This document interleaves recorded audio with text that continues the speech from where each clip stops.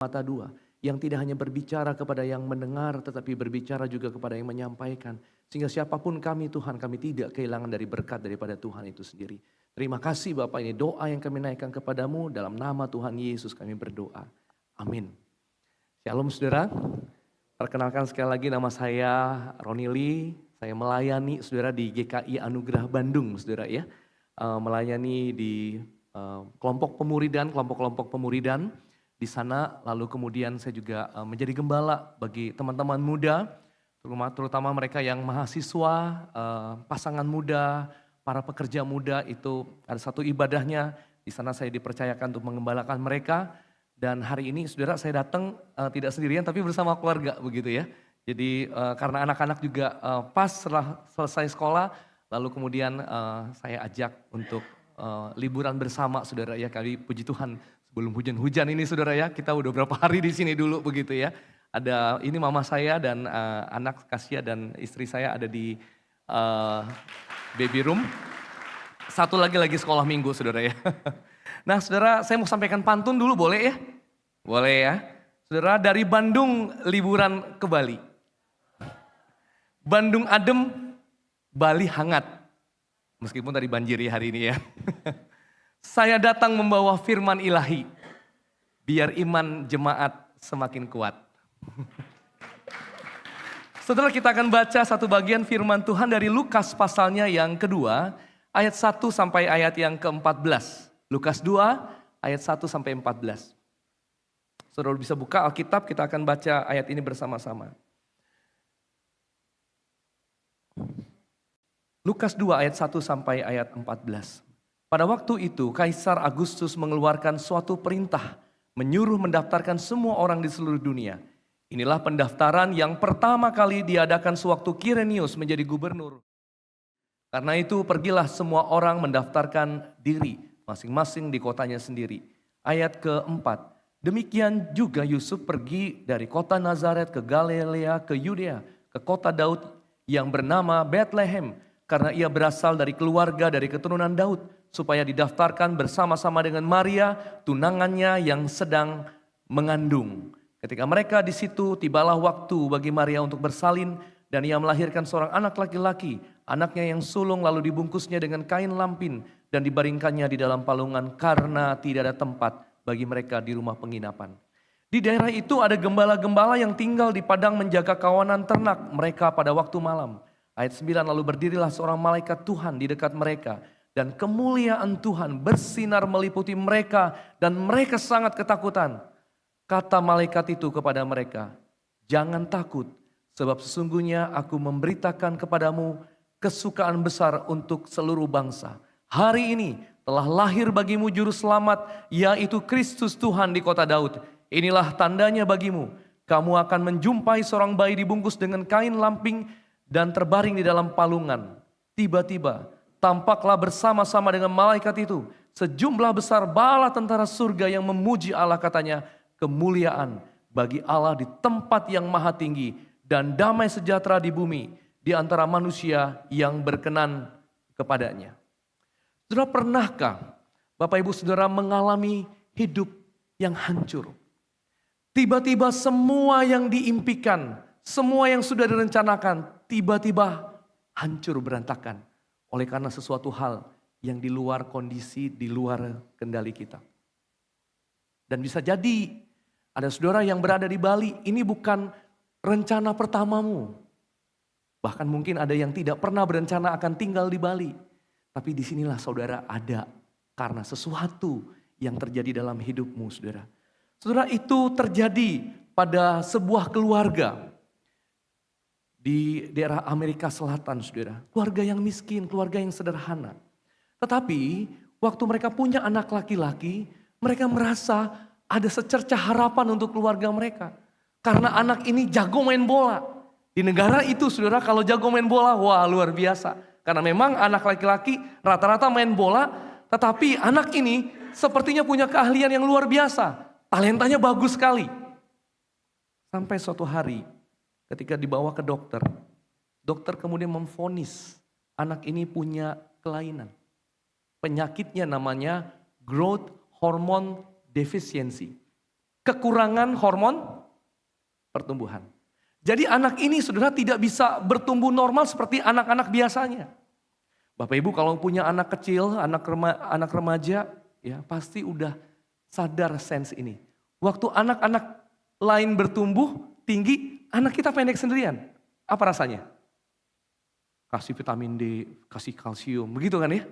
Wah, kita merasa anak kita kurang, kita ngomong apa sama anak kita? Kamu sih makannya pilih-pilih. Ya, kita kasih vitamin yang banyak dan sebagainya, saudara. Tapi anak ini berbeda.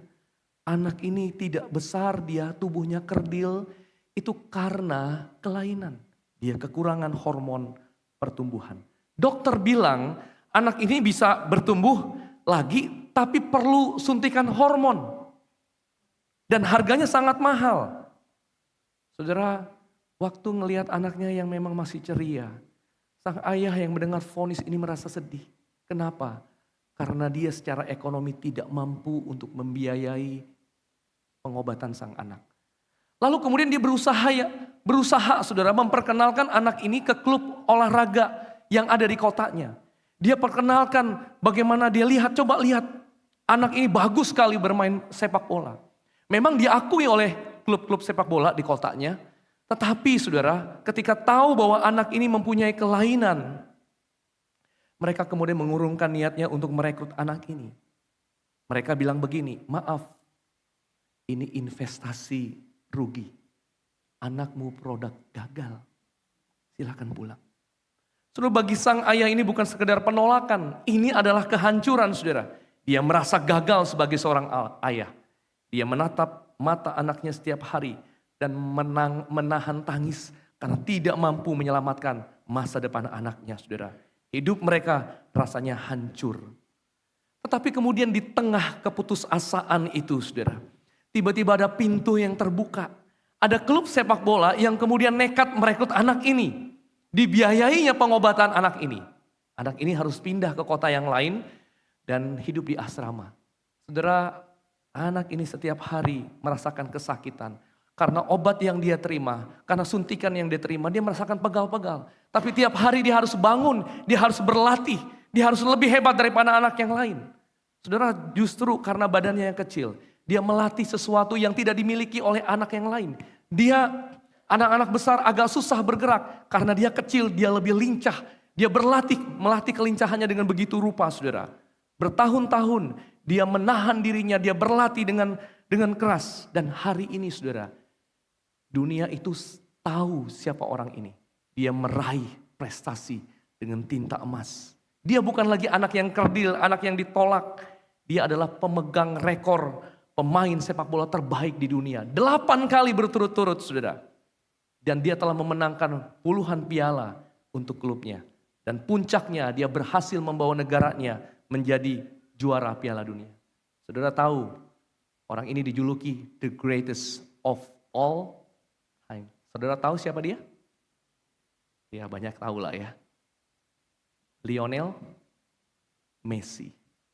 Bapak Ibu Saudara, mungkin hari ini ada di antara saudara yang pernah mengalami kepedihan hati keluarga Messi. Pernah tidak dianggap, pernah mimpinya hancur. Tapi itu masa lalu saudara. Tapi bisa jadi itu juga yang kau alami hari ini. Engkau sedang berusaha membangun hidupmu, kamu melihat reruntuhan-reruntuhan dari apa yang kau alami. Saudara, mungkin saja bukan masalah penyakit, tapi mungkin masalahmu adalah masalah fisik. Bukan masalah fisik, tapi bangunan hidupmu terasa runtuh karena permasalahan relasi dalam keluarga, dalam pernikahan. Atau mungkin juga di dalam hal ekonomi, finansialmu lagi payah setelah pandemi. Saudara merasai musim kering, tapi ini musim kering yang berkepanjangan. Tidak kunjung usai. Usahamu tinggal sisa-sisanya hari ini, saudara. Atau karir atau bisnismu tiba-tiba macet tidak sesuai rencana. Atau mungkin saudara juga melihat anak-anak yang memberontak dan rasanya hancur semua harapan pada waktu dia masih kecil karena pemberontakan itu.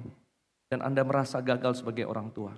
Rasanya seluruh pertahanan hidup Anda sedang falling apart, sedang runtuh. Pertanyaannya mungkin sama seperti tadi dalam drama singkat. Saat hidup hancur berantakan dan kita tidak bisa melihat jalan keluar. Apakah Tuhan masih bekerja? Apakah Tuhan masih secara aktif hadir dalam hidup kita? Kalau dia hadir, kalau dia Immanuel, apa yang dia kerjakan saudara? Saudara, tadi di dalam Lukas pasal 2 ayat 1-14. Kalau saya melihat teks ini saudara, itu memang sebuah cerita yang ditulis oleh penginjil Lukas. Di dalam teks ini ada narasi. Tetapi kita bisa lihat narasi itu dari dua sisi pandang. Yang pertama adalah sisi pandang Allah. Ini narasi Allah yang lebih besar daripada narasi manusia. Tapi kita bisa lihat narasi ini hanya dari sisi manusia saja. Kita bisa lihat narasi ini dari narasi yang ada di bumi, yang terjadi sehari-hari di antara manusia. Tetapi bisa juga kita lihat narasi itu dari sudut pandang Allah. Sudut pandang sorga itu saudara. Dan dalam kisah ini kita lihat sepertinya ada 3 tokoh utama. Yusuf, Maria, dan para gembala saudara. Mereka ini bukan siapa-siapa. Yusuf dan Maria memang berasal dari keluarga keturunan Daud. Tapi pada waktu itu mereka bukan siapa-siapa. Daud cuma tukang kayu biasa. Kemungkinan besar umurnya sekitar 20 tahun. Kalaupun dia bekerja dengan baik, dia baru memulai karirnya. Dia bukan tukang kayu yang sangat terkenal. Dia baru memulai. Maria sendiri, kemungkinan besar waktu itu baru berumur, let's say mungkin umur 15 tahun. Karena memang pada waktu itu usia 20 tahun bagi pria, 15-14 tahun bagi wanita mereka sudah menikah. Sekali lagi mereka memang keturunan Daud. Tetapi mereka bukan siapa-siapa saudara. Lagi pula mereka punya rencana pernikahan yang mungkin indah. Tapi tiba-tiba ada interupsi.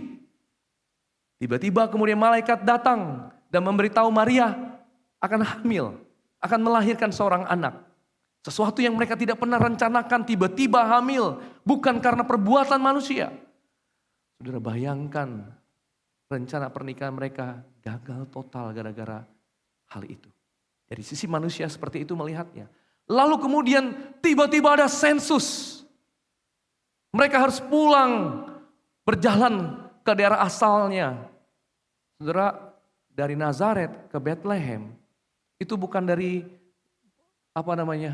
bukan dari Denpasar ini cuma ke Ubud. Jauh saudara. Jaraknya 130 kilometer.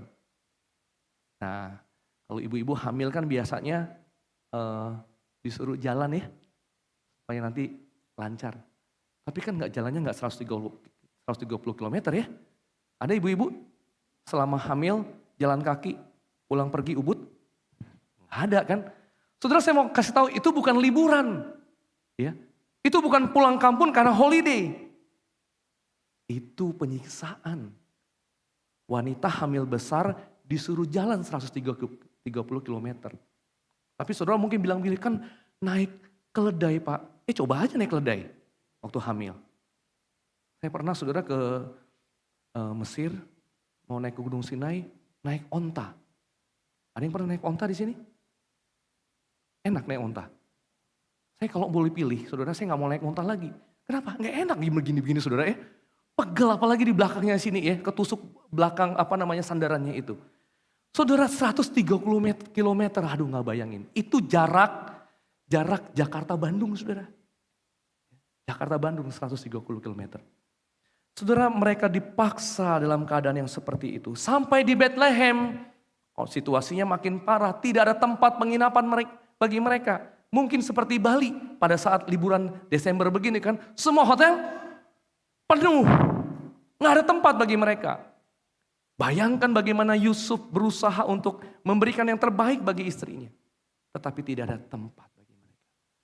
Saya tanya kepada anak saya yang nomor 2, umur 5 tahun. Namanya Kalista. Tahu nggak palungan itu apa? Baby box. Bukan baby box itu saudara. Apa saudara? Itu tempat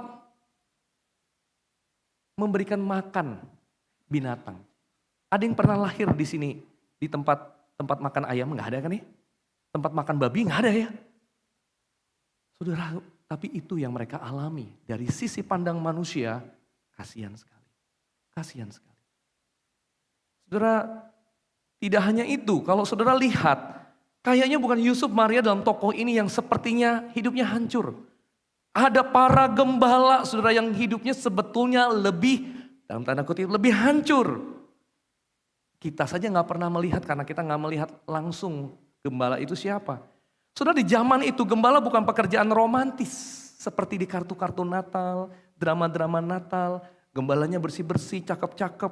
Jangan-jangan sebelum main drama disemprot minyak wangi dulu, begitu kan ya? Biar menjadi gembala yang wangi. Enggak begitu para gembala, saudara.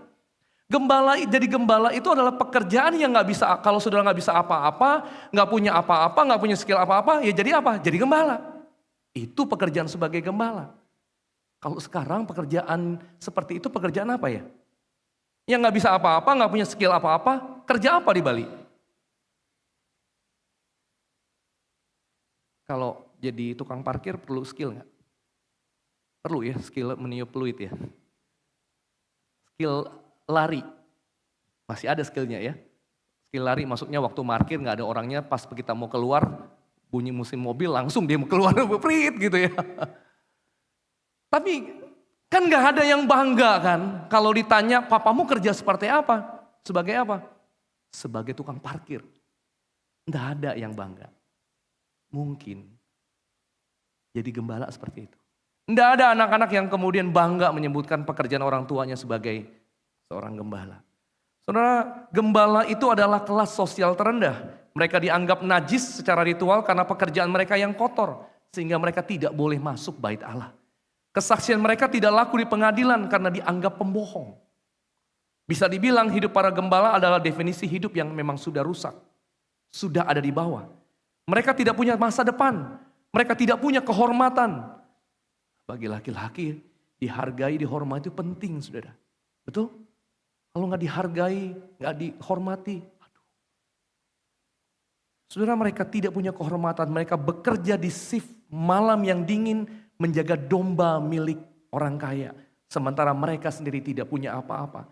Bagi masyarakat, hidup mereka tidak berharga. Mereka adalah orang-orang buangan yang hidup di pinggiran dari kenyamanan kota, saudara. Saudara, kalau di Bali itu yang di pinggiran itu di mana sih ya? Kemarin saya ke Lovina. Begitu pulangnya mau ke Kintamani, saya dibawa oleh Google Map jalan-jalan ke Meningan, desa Meningan atau pokoknya jalan kecil, saudara. Ya, ini guide saya jalan duluan, saudara.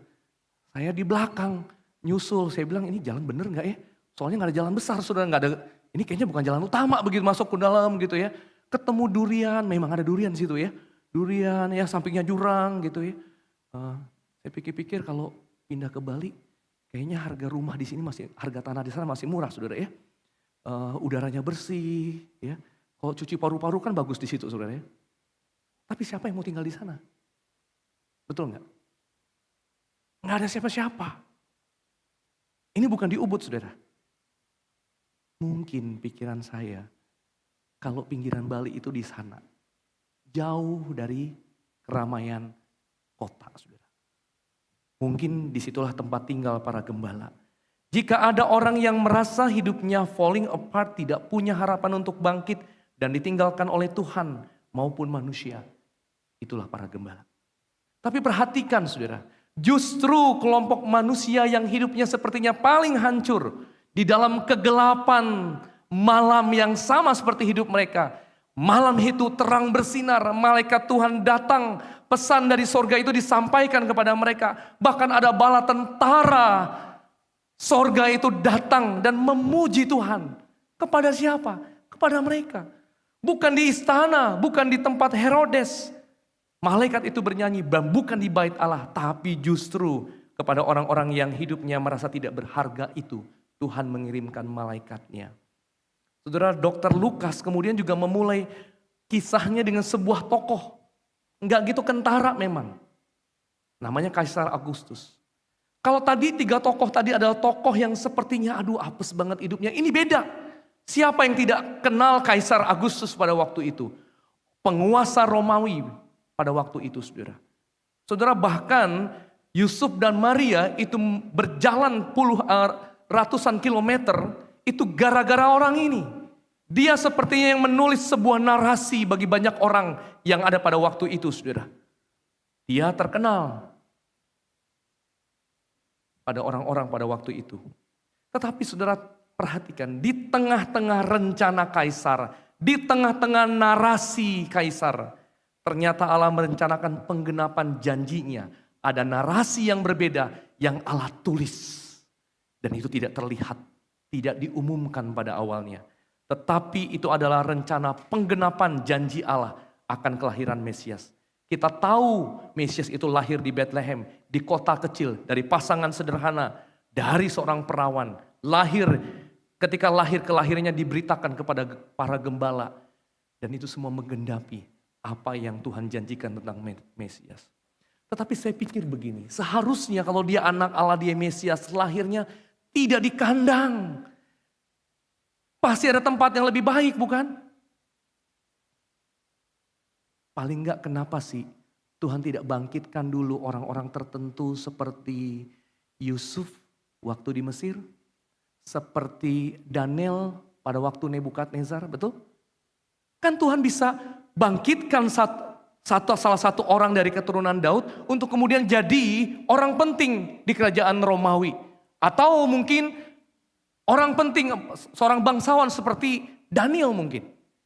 Kenapa ya? Tidak seperti itu. Mungkin saudara, sengaja dibuat di tempat yang kecil, tempat yang seperti itu. Supaya orang-orang kecil itu bisa datang dan menyembahnya. Kalau di tempat, di istana, di rumah bangsawan, gak mungkin para gembala itu bisa datang dan menyembah Sang Mesias. Tertutup. Itu sepertinya memberitahu kepada kita bahwa Mesias itu memang dari awalnya adalah untuk semua orang. Termasuk untuk orang-orang yang merasa hidupnya tidak berharga. Saudara, sebetulnya pesan apa yang Allah ingin sampaikan kepada kita? Saudara, kehancuran, Allah ingin berbicara kepada kita di tengah reruntuhan mungkin hidup kita yang mungkin tidak baik-baik saja. Kehancuran rencanamu bukan berarti kehancuran rencana Allah.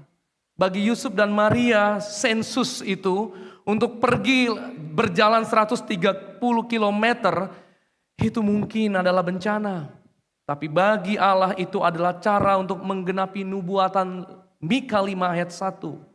Bahwa Mesias itu harus lahir di Bethlehem. Tepat. Sementara seringkali kita juga merasa hidup hancur bukan karena ada dalam tanda kutip sensus yang mendadak hadir. Ada masalah mendadak, ada kegagalan yang mendadak, ada penyakit yang tiba-tiba kemudian menghinggapi tubuh kita. Kita panik, tapi Tuhan tidak pernah panik. Di balik puing-puing rencanamu yang runtuh, Allah sedang membangun fondasi rencananya yang jauh lebih besar. Yang kedua, saudara, kebenaran teologis yang ingin Allah ajarkan kepada kita, kehancuran rencanamu seringkali adalah awal dari rencana Allah.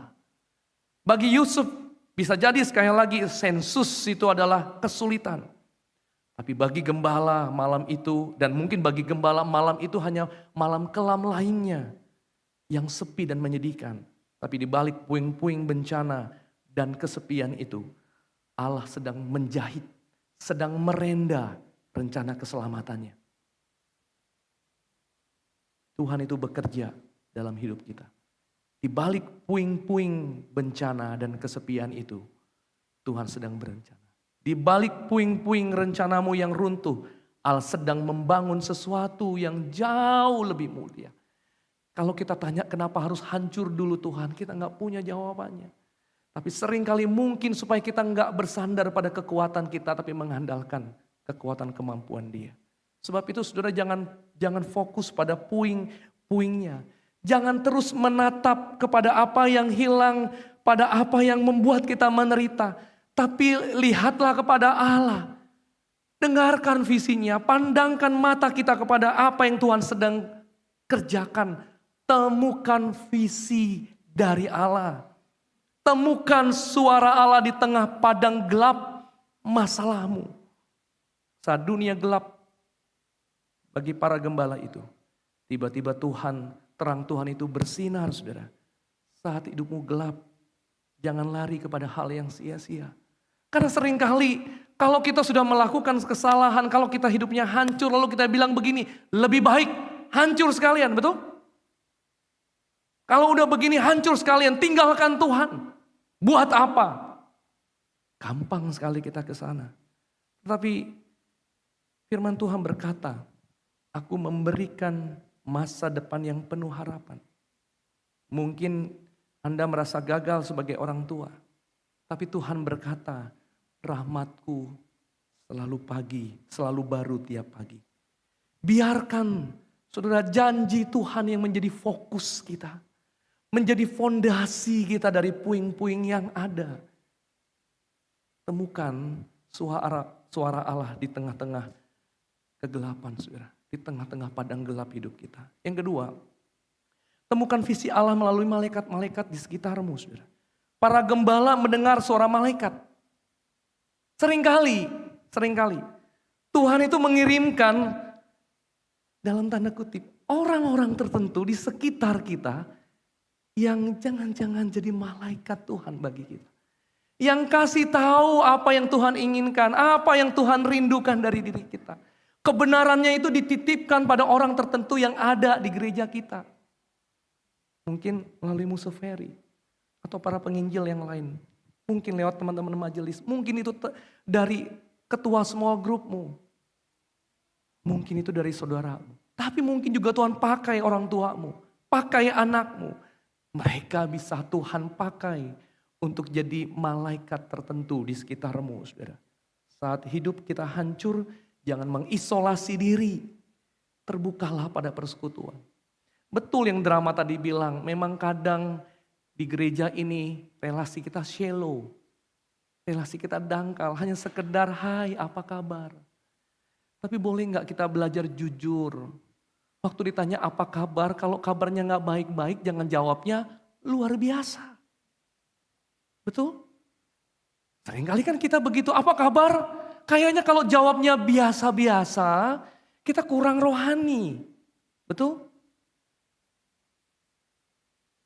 Jujurlah, waktu ditanya apa kabar, ngomong begini, saya sedang lagi gak baik Musa, saya gak baik lah Musa, tolong doakan saya.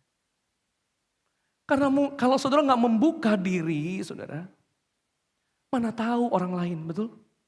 Kadang Tuhan izinkan kita merasa vulnerable dulu, kita berani broken di hadapan orang. Baru kemudian malaikat itu berbicara kepadamu. Kadang-kadang ada kata-kata sederhana yang menguatkan kita. Saudara, satu kali ada seorang yang saya muridkan. Dia cerita begini. Dia bilang satu kali saya mau nekat melakukan sesuatu. Tapi kemudian dia pergi datengin ketua komselnya. Lalu dia bilang begini. Tolong ya saya mau titip anak istri saya. Mungkin saya gak bisa lama-lama dengan mereka. Saudara, ketua komselnya itu dia gak cerita apa yang mau dilakukan. Tapi sepertinya nge-sense orang ini ingin mengakhiri hidupnya. Lalu dia bilang begini sama nih orang. Saya boleh ngomong sesuatu gak? Tapi mungkin gak enak buat kamu. Dia bilang iya silakan.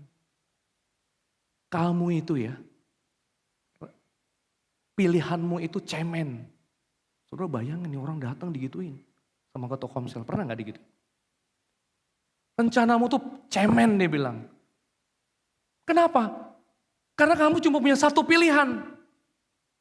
Dan tahu gak konsekuensi dari pilihanmu apa? Anak istrimu akan menderita. Itu yang kamu mau. Pilihanmu kamu gak berani untuk hidup satu hari lagi. Bertahan satu hari lagi. Berharap besok akan lebih baik dari hari ini.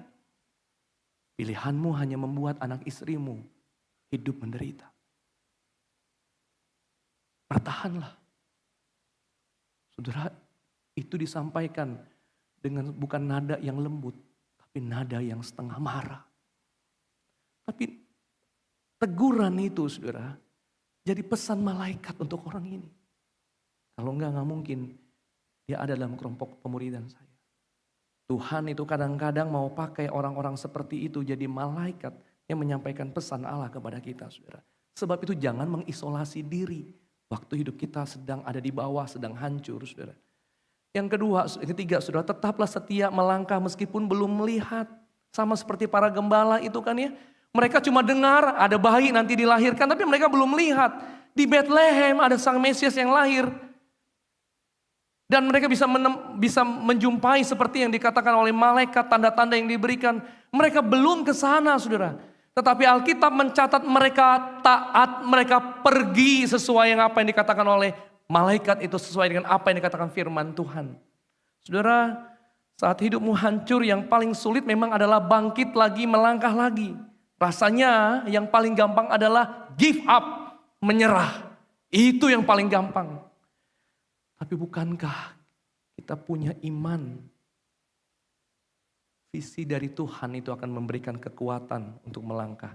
Selangkah demi selangkah. Membangun kembali dari puing-puing. Jangan-jangan satu hari nanti, saudara, puing-puing itu akan menjadi tempat yang megah. Yang semua orang bisa lihat ada kemuliaan Tuhan di dalam dirimu. Kamu bisa bilang kekuatan ini bukan karena aku, tapi karena Tuhan.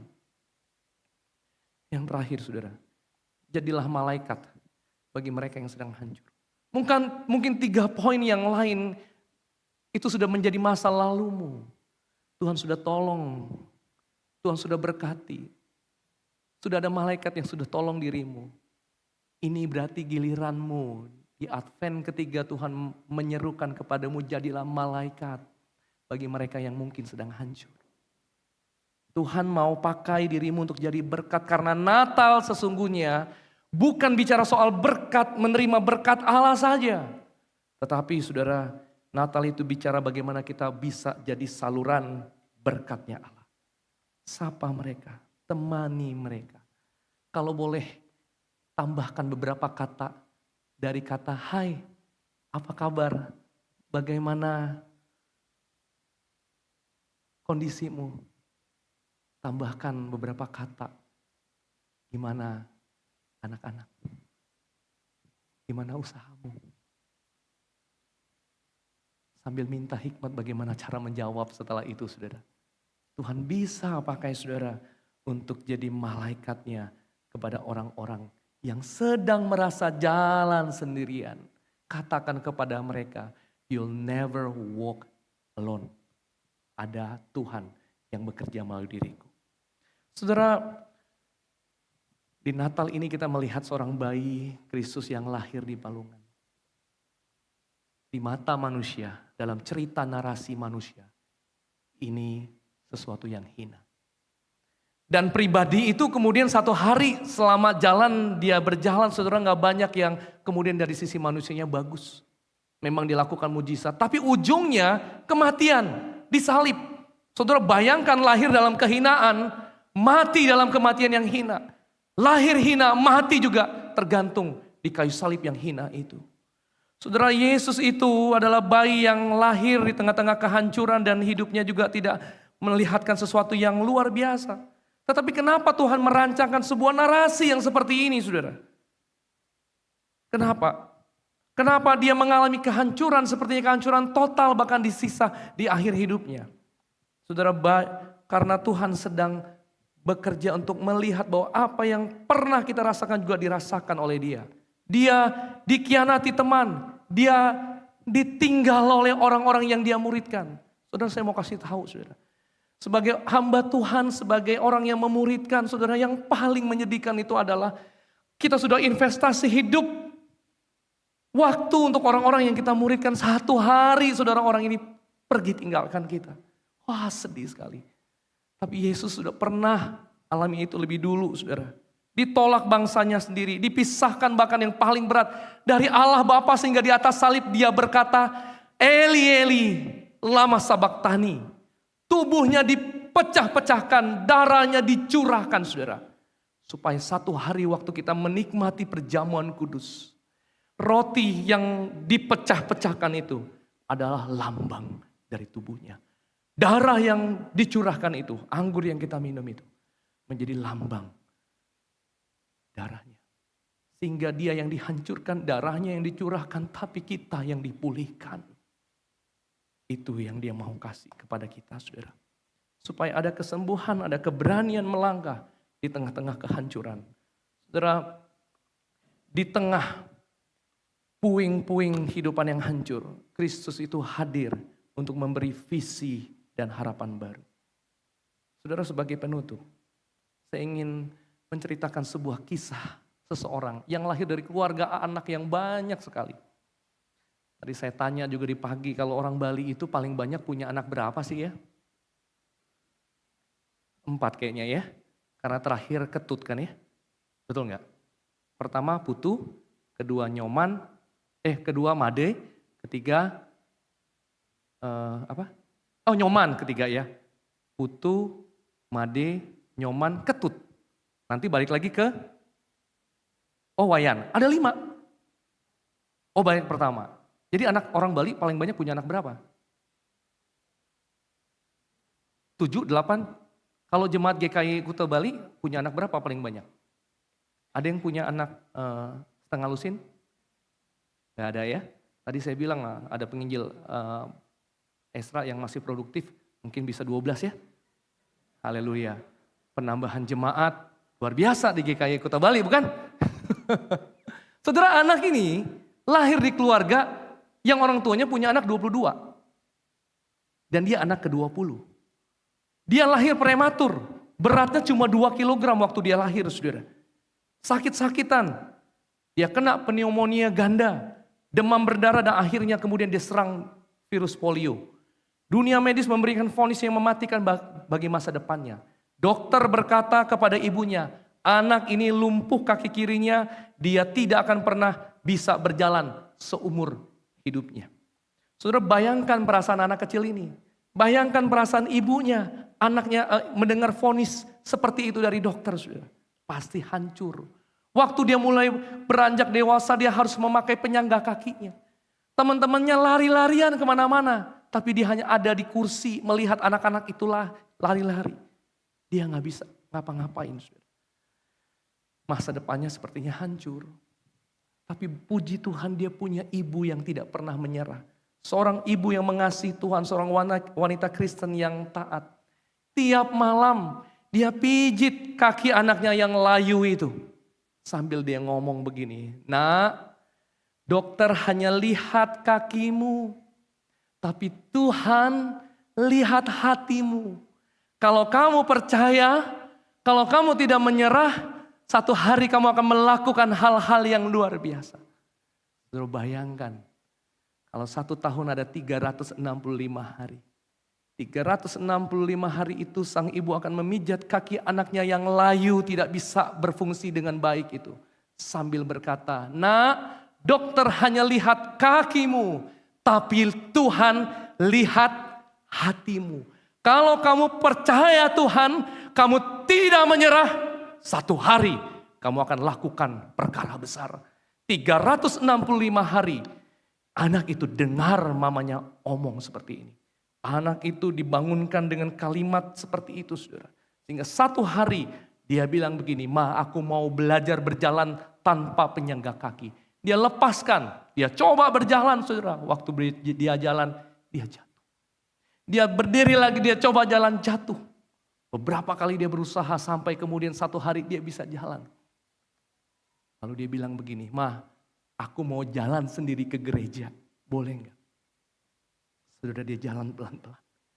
Dia datang ke gereja dengan kakinya sendiri, saudara. Dia bersyukur untuk Tuhan.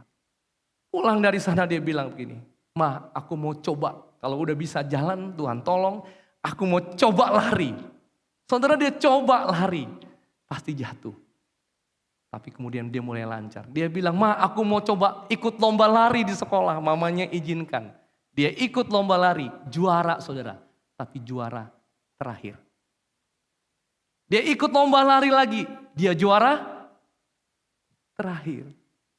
Karena dia ingat perkataan mamanya, dia coba terus. Orang lain bilang apa? Orang lain bilang begini, hei, tahu dirilah, berhenti, sudah cukup. Jangan paksa dirimu. Tapi dia ingat perkataan ini. Nak, orang lain, dokter hanya lihat kakimu, tapi Tuhan lihat apa? Hatimu. Kalau engkau tidak menyerah, kalau kau percaya sama Tuhan, satu hari kau lakukan perkara besar. Saudara, anak itu betul-betul percaya kepada Tuhan. Sehingga satu hari saudara, dia ikut lomba olimpiade. Tahun 1960 olimpiade di Roma. Kemudian dia tidak hanya memenangkan 1 medali, tapi 3 medali sekaligus. Julukan orang ini adalah The Black Gazelle. Rusa hitam, saudara. Saudara, bisa jadi, saudara, hidup itu sangat berbeda sekali. Tapi efek kehancurannya mungkin sekali sama seperti Wilma Rudolph. Dokter bilang, manusia bilang nggak mungkin. Tapi itu manusia. Narasinya manusia. Bahkan kita sendiri bilang nggak mungkin.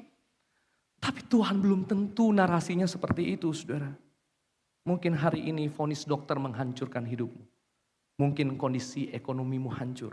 Mungkin masalah keluarga menghancurkan semangatmu. Tapi ingat, hari ini Tuhan itu masih spesialis di bidang membangun dari puing-puing kehancuran. Tuhan itu ada bersama para gembala di malam yang gelap.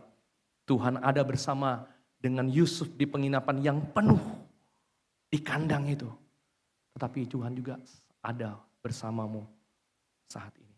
Di tengah puing-puing kehidupan yang hancur, Kristus itu hadir memberi visi dan harapan baru.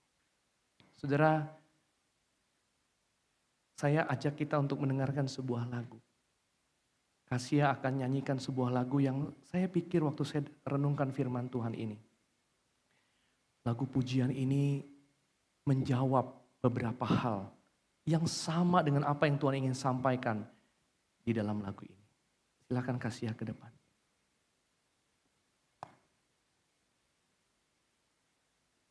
Saudara, bisa jadi lagu yang dinyanyikan Kasia saudara sudah pernah dengar.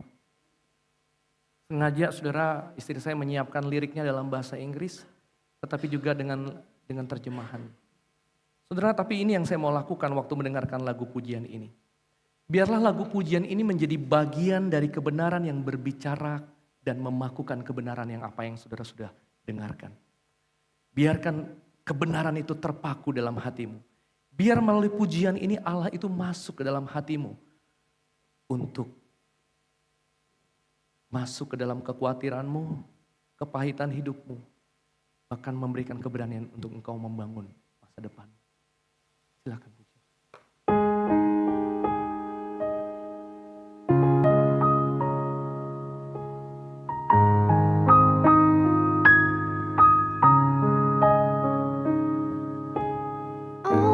Work for our good, though sometimes we don't see how they could. Struggles that break our hearts in two, sometimes blind us to the truth. Our Father knows what's best for us. His ways are not our own. So when your pathway grows dim and you just can't see him, remember you're never alone.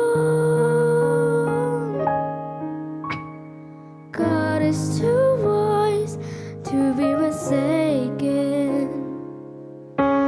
God is too good to be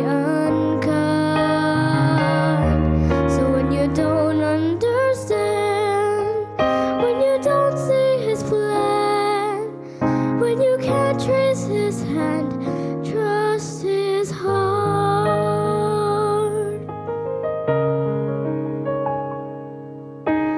He sees the master plan.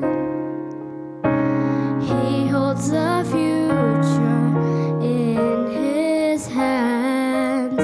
So don't live as those who have no hope. All our hope is found in him.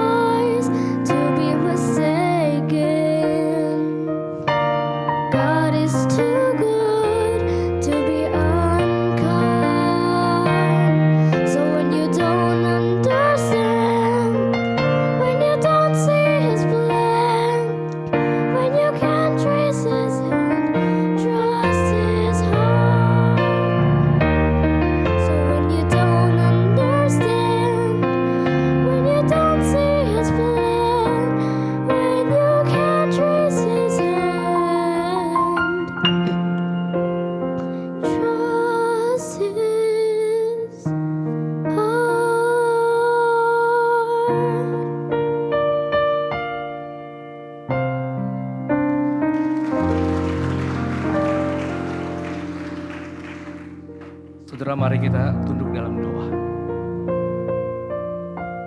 Biarlah kebenaran yang kita terima hari ini mengubahkan hidup kita. Biarlah kebenaran itu terpatri.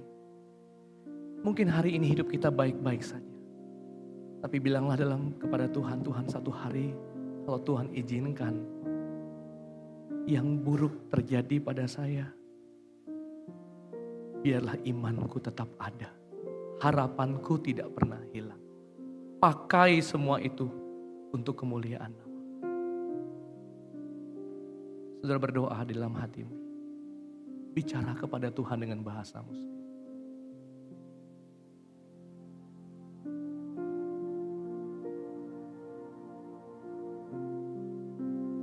Tuhan, lihatlah anak-anakmu yang bisa jadi sedang menderita, yang sedang hancur, yang sedang terpuruk, yang bahkan mungkin tidak dapat melihat apa yang akan terjadi di depan. Hamba berdoa, Tuhan, sentuhlah hati mereka, peluklah mereka Tuhan. Berikan iman, berikan pengharapan sekali lagi. Karena Engkau adalah Tuhan, Sang Immanuel. Biarlah di penghujung tahun ini, kami diberikan kembali keberanian untuk melangkah apapun kondisi kami. Karena kami tahu Engkau Allah yang tidak pernah tinggalkan kami. Engkau bersama-sama dengan kami. Bahkan Tuhan yang akan memberkati gereja ini. Tuhan yang akan memberkati para hamba Tuhan yang bekerja. Khusus kami berdoa untuk Musa Ferry, Tuhan akan berkati, Tuhan akan sembuhkan. Engkau akan pakai hidupnya dan anak-anak, untuk anak dan istrinya. Untuk menjadi kesaksian bagi dunia ini, bagi gereja ini. Sehingga nama Tuhan dipermuliakan. Terima kasih Tuhan, ini doa yang kami naikkan kepadamu. Dalam nama Yesus kami berdoa.